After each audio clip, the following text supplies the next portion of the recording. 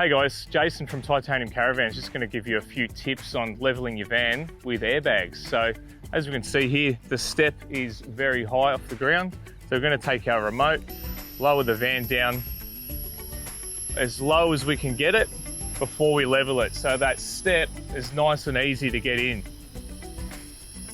We've also got the SavvyLevel fitted on this van, so once she gets down all the way down on the bump stops, can be used with ramps, blocks or airbags. We can level it up, and it's really easy with this SavvyLevel fitted.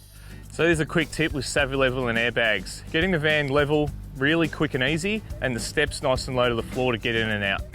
I'm going to level with you, Shannon. Right. The best way to wake up with a headache in a caravan is to do it on an unlevel bed. So I'm going to show you a little industry secret, mate. Yeah, beauty. Let's see what you got. It's called a SavvyLevel. You install it either inside or outside your caravan or motorhome and do the whole lot from right here. Wow, really? The SavvyLevel is the only leveler with the 10 by zoom feature, so you can get your accuracy spot on.